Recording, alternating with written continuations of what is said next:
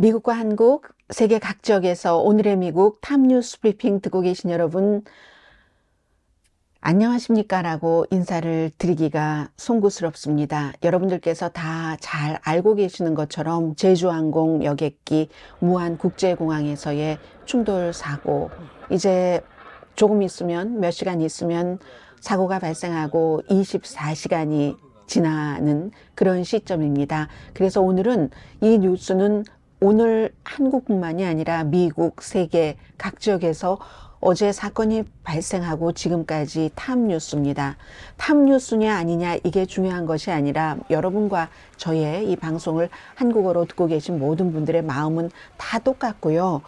이제 그것을 전제해서 많은 뉴스들을 여러분들께서 텔레비전이나 또 무슨 신문 등등 미디어를 통해서 접하셨을 겁니다. 여기서 지금 중요한 것은 많은 우선 희생자 여러분들께 가족분들께 조의를 표하고 이런 것들 우리끼리 다 아는 내용이니까 조금 생략이 된다 할지라도 이미 많이 알고 계시는 뉴스 가운데서 지금 이제 제일 중요하게 봐야지 되는 것들이 이제 한국이 앞으로 어떻게 될 것인가, 그리고 희생자 가족들에 대해서 어떻게 정부에서 모든 것들을 할 것인가, 방향이 한국 방향, 지금 정치권 때문에 막 소용돌이가 됐는데 어떻게 될 것인가. 그리고 지금 제일 이거 뭐지 하는 건 사고 원인일 것 같습니다. 그래서 오늘 이제 만약에 뉴스를 전혀 접하지 않으셨던 분들이라도 또 뉴스가 너무 많아서 혼돈되는 이런 그 사건의 개요를 조금 말씀을 드리고요. 두 번째는 사건의 그 원인, 충돌 사고의 이 원인에 대해서 한국과 해외의 전문가들이 얘기하는 것에 많은 부분이 일치하기도 하지만 약간 다른 부분들도 있습니다. 물론 제일 중요한 건 이 같은 사건을 조사하는 데는 짧아도 몇 개월, 길면 보통 몇 년씩은 가죠. 그래서 아직은 알 수 없지만 그래도 지금 이 시점에서 이거 왜 그렇지 궁금하신 분들이 굉장히 많으실 것 같아서 해외의 항공, 비행, 전문가, 컨설턴트 이런 사람들은 이 사건을 어떻게 보고 있는지 전부 비디오를 봤으니까는요.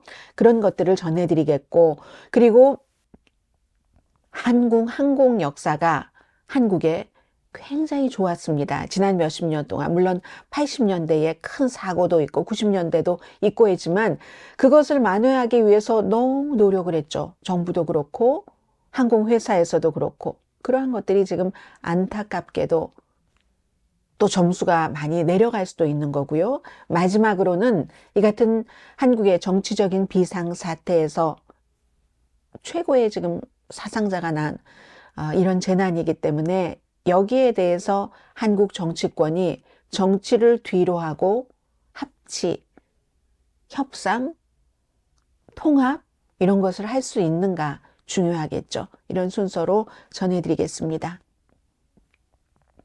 우선 사건 개요 간단히 말씀드리자면 거의 30년 만에 한국 항공사 최악의 참사입니다. 그리고 이것도 한국 땅에서는 사상 최악의 사고, 181명 타고 계셨고 승무원 2분만 지금 살아나셨고 2분 다 비행기 꼬리 부분에서 계셨던 분들이라고 하죠. 나머지 179분 사망하셨습니다. 그 가운데서 사연이 없는 그런 사연이 어디 있겠습니까? 모든 가족이 태국에 여행 갔다가 이렇게 된 분들 너무 많으시고 가족의 사망을 겪어보신 분들은 대강 짐작을 하실 겁니다. 지금 그 많은 분들은 황망하긴 하지만 실감이 안 되는 부분이 많이 계실 겁니다. 그리고 특히 이제 태국의 2분 여성분이라고 하죠. 그 가운데 한 분은 아이 2을 둔 어머니인데 3년 전에 한국 분과 결혼을 해서 농촌 일을 하고 계셨는데 얼마 전에 태국에 2주일 동안 남편과 같이 갔다가 남편은 먼저 돌아오시고 이 비행기에 탑승했다. 그 밖엔 너무너무 많은 스토리들은 여러분들께서 이미 듣고 관심이 있으신 분들은 보셔서 아시리라고 생각이 됩니다. 지금까지도 미국과 세계에서 탑뉴스입니다. 한국에서 남쪽으로 180마일 떨어진 전라남도 무안국제공항, 제주항공 7C2216편, 미국 보잉사의 보잉기입니다. 737-800 기종. 이 보잉기에 대해서도 잠시 뒤에 말씀을 드릴 테고요. 그냥 가족 전체가 갑자기 사라졌다는 게 믿기지 않아요. 너무 뭐 가슴이 아프다는 표현으로 다 되겠습니까? 그분의 마음. 이런 해외 매체에서도 그런 분들을 많이 지금 인터뷰를 하고 있습니다. 사망자는 3살부터 가장 나이가 많으신 분이 78살이시고요.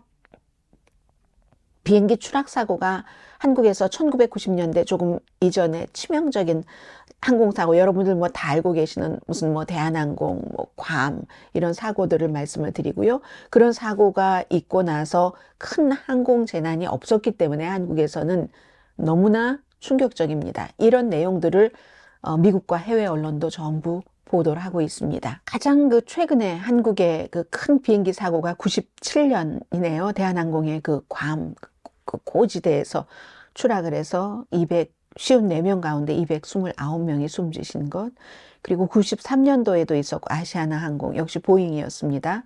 그 이전에는 89년도 서울발 대한항공 여객기 리비아 트리폴리 공항에서 활주로를 이탈해서 추락했고 최소한 당시에 75분 숨지셨습니다. 87년 대한항공 보잉 707 여객기 태국과 미얀마 국경 인근 정글에 추락했는데 이건 이제 테러일 가능성이 높다, 이렇게 대한항공이 그 당시에 주장을 했었고, 그리고 이렇게 수십 년 만에 이번에 일어난 충돌 추락 사고입니다.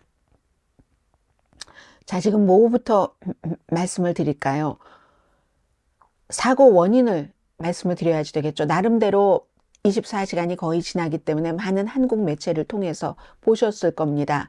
최소한 몇 개월에서 몇 년이 걸릴 수 있지만 일단 기본적으로는 미국이 당연히 이 사건에 보잉이 미국에서 제작한 비행기이고 하니까 보잉사도 그렇고 미국의 교통안전부도 도움을 준다고 했고, 또 연방항공국도 마찬가지로 지금 전부 이번 사건을 조사하는 데 도움을 줄 것 같습니다.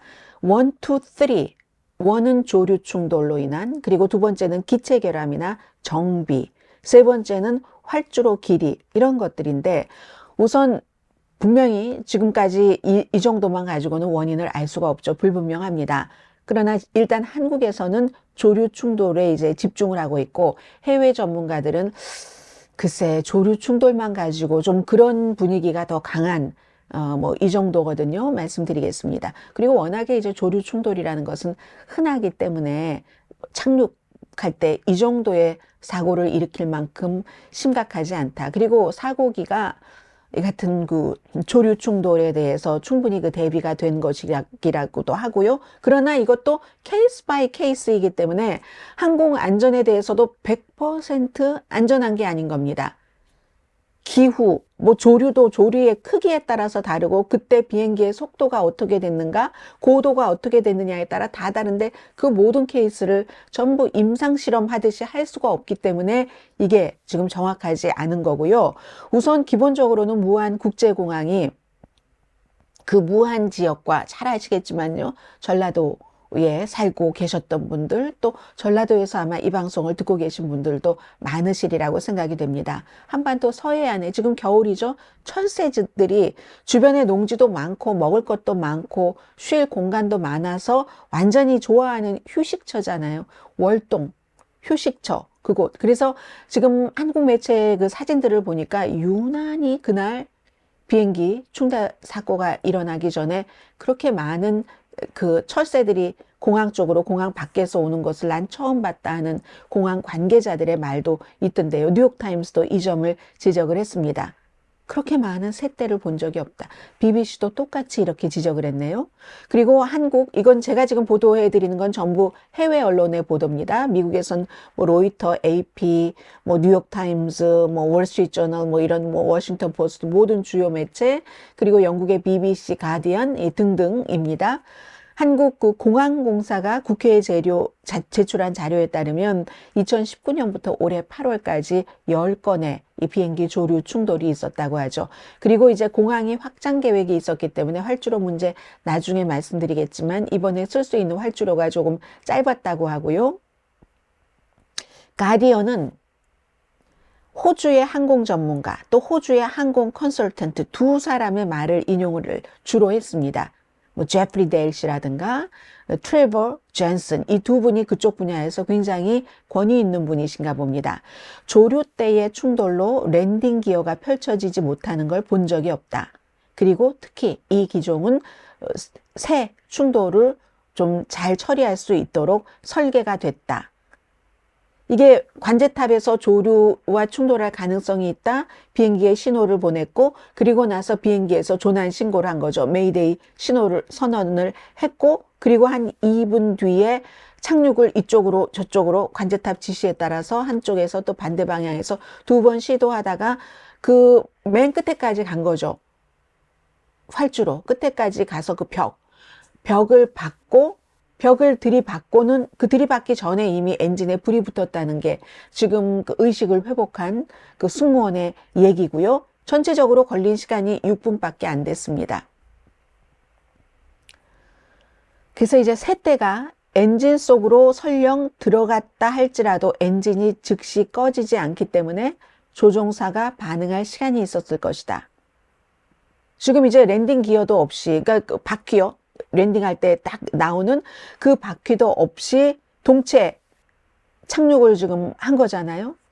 동체 착륙을 한 것이고, 또 랜딩 기어가 뭐 3개라고 하던데 제가 비행기에 대해서 뭘 알겠습니까? 전문가들이 설명을 해주니까 아는 거죠. 랜딩 기어 3개가 내려오지 않아서 동체 착륙을 지금 했다는 거고, 그런데 이제 이 동체 착륙을 한다 할지라도 어쨌든 엔진이 즉시 꺼지지 않으니까 시간은 있고, 그 짧은 시간이라 해봐야 얼마나 길겠습니까? 그 짧은 시간 동안 조종사가 결정을 내려야지 될 것들이 너무너무 많았는데, 기본적으로 우리가 뭐 동체 착륙하고 할 때 미국에서도 많이 봤잖아요. 뭐 허디슨 강변에 뭐 이렇게 한다던가. 그럴 때 연료를 우선 다 빼죠. 그리고 이 얘기를 지적을 하더군요. 이 가디언에서는 딱 그 짧은 시간이지만 그 공항에서 소방관들, 준비대원들이 딱 대기를 하고 있어서 관제탑과 조종사 간에 이러저러한 의견이 교환이 되고 나면은 바로 이제 활주로에 막 거품으로 덮고, 뭐 이렇게 하면서 조종사는 활주로에 가장 먼 곳까지 이제 가면서 고도 잘 조종해서 착륙하면 그것도 가능한 일인데 이 준비도 안 돼 있었던 것 같다는 것을 가디언이 지적을 합니다. 소방관이라든가 가서 미리 딱 거품 뿜어내고 하는 이 과정이 없었다고 얘기를 합니다. BBC 방송은 영국의 버킹엄셔 뉴 유니버시티의 항공운항 그쪽에 이제 그 수석 시니어 강사랍니다. 마르코 첸이라는 분이 전문가신가 봐요. 이분이 항공기가 그 비디오를 봤더니 접근하는 동안 분명히 새 떼를 만났고 한 마리 이상이라는 얘기죠.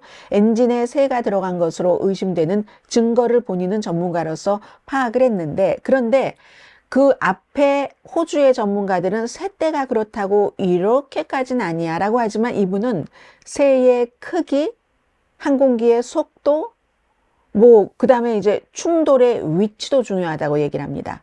또 비행 경로에 따라서 많은 것이 다르고, 또 엔진의 디자인, 이 비행기 같은 경우는 털보 엔진이라고 해서 새 떼가 들어가면 이제 피해를 볼 수 있는 그런 엔진이라고 하죠. 만약에 새의 몸무게가 1kg 정도였다면 치명적인 고장을 일으키는 경우는 거의 없지만, 그래도 엔진 브레이크 또 그 밖에 중요한 부품을 손상시킬 수도 있고, 보통 이제 그 착륙을 하는데, 이착륙을 하는데 한 그 시속이 186마일, 300km 정도 되니까 그 정도 되는데, 이때요 1kg이 조금 안 되는 0.9kg 그 새와 충돌을 하면은 이때 4톤 이상의 그런 충격이 일어난답니다.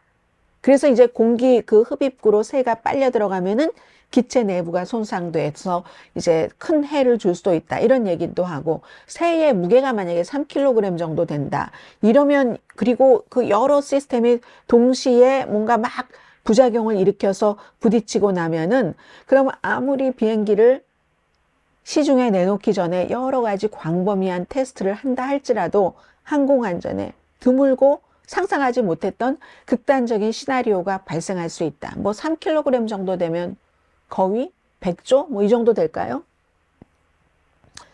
그래서 이제 이 그 영국의 그 대학교의 그 마르코 첸, 이분은 새가 들어갔고 뭔가가 그 안에서 손상돼서 그 리퀴드요, 유압 시스템 오류가 발생했을 가능성이 있고, 따라서 랜딩 기어를 뭐 이렇게 펼칠 수 없었다, 이렇게 얘기를 합니다. 근데 이제 조류 충돌이 워낙에 항공에서 드문 일이 아니기 때문에 뭐 어떤 경우에 유리창이 깨지기도 하고, 그래서 이제 일부 공항에서는 막 매를 배치하기도 하고 다른 조치 여러 가지 취하잖아요. 무안에도 당연히 조치를 취했겠죠. 뭐 조난 신고를 뭐 녹음해서 새를 막 새가 싫어하는 소리 같은 것을 한다던가, 아니면 어떤 때는 무슨 뭐 총격 같은 것을 한다던가, 뭐 이런 것을 하기는 하는데, 어쨌든 이 보잉의 이 사고 난 항공기가 조류 충돌 때 심하게 손상될 수 있는 터보팬 엔진이 장착됐다 하는 것을 얘기를 하고요. 그래서 항공 그 조종사들이 이른 아침이라든가, 아니면 그게 이제 새들이 많이 활동하는 때잖아요. 그런데 일몰 시간도 그렇고, 이때 이제 특별히 그 조종할 때 그 경계하도록 하는 훈련도 받는다, 이런 얘기를 합니다. 그래서 알 수 없답니다. 분명히 새떼가 들어간 것 같긴 한데, 새떼와 충돌한 것 같긴 한데, 그게 결정적인 이유였는가 해외에서는 알 수 없다 판단을 하고요. 두 번째도 역시 이분은 어느 분인가요?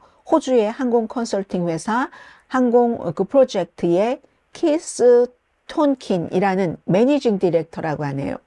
이분은 그 영상을 쭉 검토를 했더니 사고 원인이 명확하게 드러나지 않는다.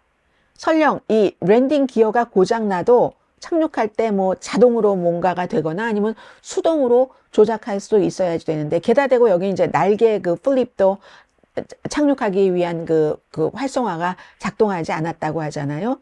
그리고 활주로에서 정상적인 착륙 속도보다 빠르게 이동하고 있었다. 이게 이제 그 어느 정도 속도 이런 것들이 다 맞아야지 또 자동적으로 나오고, 그랬는데도 뭐 또 안 나올 수도 있고 하지만, 어쨌든 이분은 정상 속도보다 빨랐다는 것을 강조를 하고 있고, 또 40년 이상의 이 분야의 경력이 있고 추락사고에 뭐 연루된 그 똑같은 이 항공기, 지금 보잉 항공기를 조종한 항공 전문가 크리스 킹스우드 씨는 영상에서 역시 그 항공 이 정확한 원인이, 사고 원인이 드러나지 않는다고 얘기를 했습니다. 정말 모든 일이 빨리 일어났다. 시작부터 끝까지 6분밖에 걸리지 않았잖아요. 보통 엔진 2개를 잃으면 이런 상황에 처하는데, 보통 상업용 비행기는 엔진 1개를 잃어버려도 1개로 안전하게 날 수 있는데, 이번에 그렇지 않았다는 거죠. 엔진이 모두 고장이 나면은, 그때는 이 크리스 킹스우드라는 전문가는 제일 중요한 건 고도라고 얘기를 합니다. 고도가 이제 착륙하는 때니까 낮죠. 이 낮을 때 조종사가 너무 짧은 시간에 엄청난 숫자에 이거 이렇게 되고 이렇게 되고 여기 길이가 이렇고, 그 계산을 엄청 빨리 해야지 되는, 결단을 내려야지 되는 그런 상황이었을 것이다. 뭐 낮은 고도 한 몇천 피트 정도에 있었다면, 제일 이때 중요한 게 고도 중요하면서 어디가 안전하지? 안전하게 착륙시킬 수 있는 장소를 찾는 데 집중해야지 된다. 근데 결국 이 케이스는 그 장소가 활주로 제일 그 끝에까지 가다가 거기서도 속도가 멈춰주지 않은 채, 그런 채 이제 지금 벽과 부딪히고, 목격자들 말에 따르면 벽과 부딪히기 전에 이미 엔진 폭발음은 들렸다는 얘기고, 그래서 이제 이게 비행기 이제 그 영상에서 뭐 그런 것들이 정확하게 드러나지 않는다고요. 비행기 결함이나 장비, 여기에 대해서 추정을 해보면 보잉 737 그 800 기종이 사실은 보잉 이제 또 다른 그 맥스라는 기종이 엄청난 사건을 미국에서도 일으키고 있는데, 뭐 문짝이 날아가고 나중에 보니까 뭐 나사 4개가 없었다, 이런 얘기들도 나오고 했는데, 보잉 737 800기도 포틀랜드 공항으로 엘라스카에서인가요? 돌아가는 이런 일이 있었잖아요. 이번에 무안 국제공항에서 발생한 그 사고 기종과 똑같은 기종이요. 어느 정도로 있냐면 세계에 28,000대 비행기들이 있는데, 세계에 있는 비행기가 그 정도인데, 그 가운데서 4,400대가 보잉 737 800 기종이랍니다. 15%예요. 많은 편이죠. 한국의 5군데 항공사, 제주항공, 이 제주항공이 2015년인가요? 만들어진 저가 항공사죠.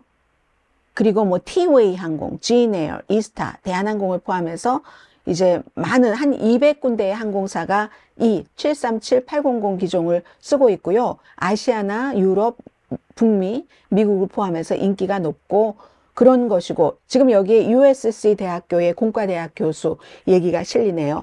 나즈메딘 메시카티, 이분은 BBC 방송과 인터뷰입니다.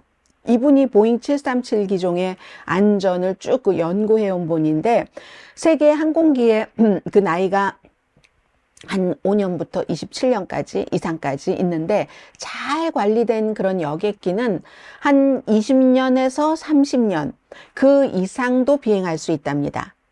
그러면 이번에 추락한 비행기는 15년 된 비행기라고 합니다. 제주항공에서 처음부터 한 건 아니고요. 지금 보니까 2017년도에 제주항공이 SMBC 에비에이션 캐피털이라는 데서 리스를 했네요. 그리고 그 전에는 유럽의 라이언에어가 처음으로 이 항공기를 운항을 하다가 제주항공이 2017년부터 리스를 했다 하는 얘기고요. 조종사의 경우 지금 사망하셨습니다. 한국 국적이죠. 조종사, 부조종사 두 분 다 한국 국적이고, 이 같은 기종 거의 조종하셨네요. 6,700시간, 그리고 부조종사는 1,650시간 비행 경력이 있는데 거의 뭐 조금을 빼고는 이 같은 기종만 하셨습니다. 지금 USC의 나즈메딘 메시카티 교수가 얘기하는 것은 737-800 계열 보잉 이 여객기는 랜딩 기어가 아주 잘 설계되어 있는 기종이랍니다. 그래서 믿을 만한 정도의 기종인데, 그런데 이 랜딩 기어가 유지, 관리가 제대로 되지 않으면 그 적절한 순간에 올바르게 그 작동을 하지 않을 수 있다고 합니다. 그래서 이제 그 항공사고에서 가장 중요한 것 가운데 하나가 정비라는 얘기를 이제 또다시 한번 하고 있는 거죠. 그러나, 이분과 다른 모든 항공 전문가들은 이번 그 사건에 대해서 성급하게 판단하지 말라고 경고를 합니다. 충돌이 여러 가지 요인으로 인해서 발생하는 경우가 있기 때문에요. 자, 이러한 것들이 있고, 그리고 이제 활주로입니다. 활주로는 좀 짧다? 지금 이것을 그 공항 측이나 이 그 공항을 만들도록 주장을 한 사람들이나 이런 사람들은 하나도 안 짧다라고 얘기를 해요. 활주로의 길이가 2,800m에서 300m는 지금 확장 공사 중이었기 때문에 그래서 사용하기가 불가능했는데, 모든 매체가 전부 다 한국의 그 뭐 국토교통부 항공정책국장 말을 인용을 하네요. 활주로가 짧아서 사고가 발생했다 하는 주장은 일축하고, 조류 이것을 이제 굉장히 강조를 하는 편인데, 한국에서는 무안국제공항 그 활주로 길이가 2,800m면 한 9,186피트. 그리고 이런 비슷한 항공기 크기 다 여기서 다는 아니지 뭐 많이 한 건 아니니까 무슨 유명한 뭐 국제공항처럼 이 안전하게 사용한 적이 있다 이렇게 얘기를 하는데, 인천국제공항의 활주로 길이를 봤습니다. 3,700m에서 한 4,000m. 무안국제공항이 2,800m 정도. 이 정도니까 차이는 많이 나네요. 한 무슨 뭐 적게는 900m에서 많게는 1200m 정도, 그 정도의 차이가 납니다. 그러나 다시 말씀을 드리지만 지금 시점에서는 답보다 이 사고 원인에 대해서 의문이 훨씬 많습니다. 랜딩 기어가 내려지지 않은 진짜 정말 확실한 이유가 무엇일까? 그 날개 그 플립이 작동하지 않은 이유는 뭐지? 비행기는 왜 이렇게 끝까지 속도를 멈추지 않았을까? 6개월에서 3년 정도 걸려야 우리가 그 원인을 알 수 있다고들 얘기를 합니다. 지금부터는요, 한국의 항공기록 평가에는 좀 악재가 된다. 그동안 정말 열심히 해왔는데 이 내용을 전해드리겠습니다. 거의 30년 만에 한국 그 항공사가 이렇게 최악의 항공 참사를 맞았습니다. 한국 땅에서 사상 최고의 사고고요. 179명 사망하셨으니까요. 90년대 그리고 그 80년대 이때의 치명적인 항공기 뭐 사고가 있은 뒤에 굉장히 강하게 한국에서 규제도 했고 훈련도 했고 해서 아주 좋은 항공 안전 기록을 한국은 갖고 있습니다. 또 제주항공 같은 경우도 2005년도에 설립했네요. 제주항공이. 제가 혹시 2015년이라고 말씀드렸으면 정정합니다. 2005년입니다. 2005년도에 설립해서 한국의 이제 저가 항공사고, 이번에 첫 번째 치명적인 인명사고가 있는 추락사고입니다. 뭐 작은 것들은 있었지만, 그래서 한국 내와 아시아에 걸쳐서 아주 수십 개의 노선을 운항을 했고, 사고 나기 전에도 뭐 약간의 점검을 해야 되는 그런 부분은 있었지만 또 국제선 탔습니다. 그랬고, 지난해 국토교통부가 한 국내 항공사의 연례평가에서는 안전등급 A등급을 받았습니다. 매우 좋음. 이거는 이제 사건, 사고, 발생 그 숫자대로 점수를 준답니다. 그의 그 항공사가 받은 최고 등급은 A++, A2+, 최저 등급이 B+였답니다. 2021년도에 결함이 있는데도 비행을 했다 해서 제주항공을 한번 조사를 했는데요. 그때 뭐 날개 끝부분에 뭐 손상이 있었다든가요. 근데 승무원이 그걸 알지 못하고 한 거죠. 그래서 이제 비행기가 다시 어떻게 했다마는, 그때는 이제 이 항공사가 C를 받았고, 그 뒤에 그게 인명피해가 있었던 건 아니고요. 자, 그런데 지금 호주에 이제 이런 일들이 있으면 한국의 항공 주가 이런 거 이제 또 난리가 나잖아요.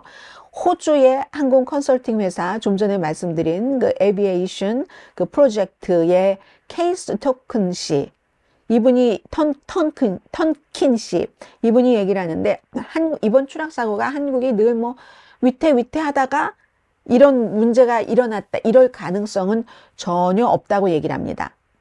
한국은 그 보편적인 안전검사에서 세계 평균보다 아주 그 높은 점수를 받고 있는 그런 국가고요. 한국 국제안전기준을 안전성에 있어서 98.59%, 보안에 대해서 98.57%의 기록을 갖고 있습니다. 그리고 제주항공도 이 높은 안전등급을 받은 항공사에 포함된다는 것을 해외 언론에서도 보도를 하고 있고요. 그래서 이 호주의 항공 컨설팅 회사 에비에이션 그 프로젝트의 턴킨, 이분이 참 한국처럼 안전성에서 98.59%, 보안에서 98.57%, 이 정도를 받은 거 굉장히 어려운 일이고, 그러면 너무너무 근면해야지 되고, 노력, 그 뒤에도 이런 것이 필요합니다. 이렇게 얘기를 하고 있습니다. 그런데 이번에 아무튼 이런 일이 발생을 했고요. 세계의 반응을 조금 전해드리자면, 찰스 3세 국왕도 지금 다 하는 얘기는 똑같잖아요. 시진핑 중국 국가주석도, 또 일본 그 총리도, 우크라이나 대통령도 전부 조의를 표했습니다. 마지막으로 가디안의 기사를 하나를 전해드리겠습니다. 이 재난 대응 시기에 한국이 지금 정치 화합을 보여줄 수 있는, 정치 통합의 테스트를 받는 그런 그 시기다라고 얘기하는데, 이건 이제 미국의 많은 매체도 전하고 있습니다. 불과 며칠 전에, 어제도 제가 방송을 했습니다만 2주일 만에 또 대통령 권한 대행도 탄핵되고 했었던 이런 그 형편에 이 같은 일이 있고, 정치적인 불확실성 속에 정말 최대의 사상자가 난 항공사고가 발생을 했고 해서 가디언이 보도를 하는데, 한겨레 신문이 이재명 민주당 대표 무안으로 갔는데 구조활동 지원하기 위해서 무기한으로 그곳에 머물 계획인데, 그렇지만 수색 작업이 진행되는 동안 추락 현장에서는 멀리 떨어져 있을 예정이다. 현장 대신에 전남 도당의 더불어민주당 그곳에 머물 계획이다 했는데, 이거 가디언이 레이티스트를 취재 못한 것 같네요. 제가 보니까 이재명 대표 가족들과 이렇게 무릎 꿇고 앉아 있고 손수건도 건네고 하는 그런 사진 보이던데요.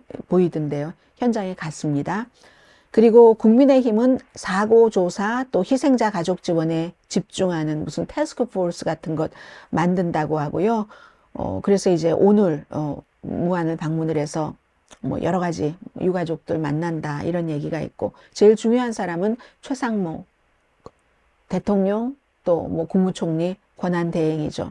일 시작한 지 며칠 되지 않았는데 이틀, 금요일에 일 시작해서 일요일에 사고가 발생을 했습니다. 그래서 앞으로 지금 한국은 어제부터 7일 동안에 국가 애도 기간 선포됐고요. 전부 지금 조기 걸려 있고 유가족에게 위로의 말을 전했다. 뭐 당연한 얘기잖아요. 그게 유가족에게 어떤 도움이 될지는 모르겠습니다만 도움이 되겠죠.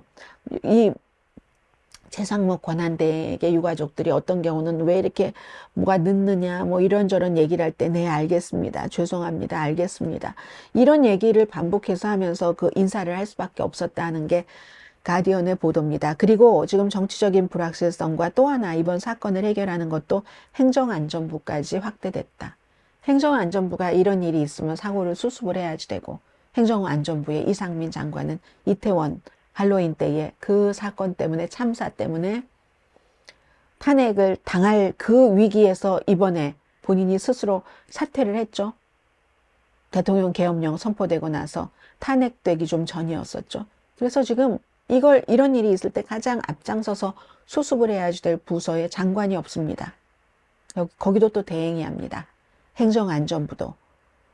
가디언이 그런 내용을 보도를 하고 있네요. 그래서 한국의 분열된 정치적인 상황이 이 같은 파괴 속에서도 어떤 단합 같은 것 찾을 수 있을까? 정치에만 집중을 할까? 몰두할까? 아니면 이것부터 해결할까? 하는 그런 큰 그 테스트, 거기에 대한 시험이 될 것이다 라고 보도를 했습니다. 어떤 매체인지는 모르겠는데요. 한 공항 근처에서 식당을 하시는 남자분이 인터뷰를 했습니다. 그분이 사고가 나고 나서 엄청나게 본인이 이제 충격을 받았다고 하거든요. 로이터 통신과 인터뷰네요. 현지 그 시간으로 9시경에 쾅 하고 근데 그 근처에서 유조선을 하도 많이 봐서 아마 유조선 사고인가 보다 이렇게 생각했는데 뭔가 다르더라는 겁니다. 밖에 나가서 봤더니 아주 두텁고 검은 연기가 났고 또 폭발음이 들렸는데 이건 추락 자체에서 나온 폭발음이 아니라 더 많은 폭발음, 적어도 이분은 7번 폭발음을 들으셨답니다. 그래서 이분이 얘기하시기를 세계 반대편에서 이 같은 사고가 일어날 때는 참 그러니까 feel bad, 기분이 아무튼 좋지 않은 것, feel bad 이지만 여기서 일어나니까 충격적입니다. 이렇게 얘기를 하고 있습니다.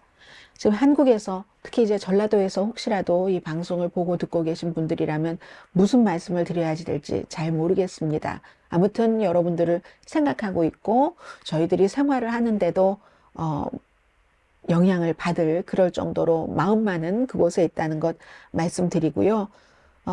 지금부터 아무튼 이 일을 계기로 해서 한국이 정치권만이라도 아무튼 유가족들에게 최선을 다해서 뭔가를 해드리고 또 이런 일이 일어나지 않도록 하고 하는 그런 시간이 됐으면 좋겠습니다. 내일 다시 오늘의 미국 정규 방송 시간에 보도해 드리겠습니다. 강혜신이었습니다.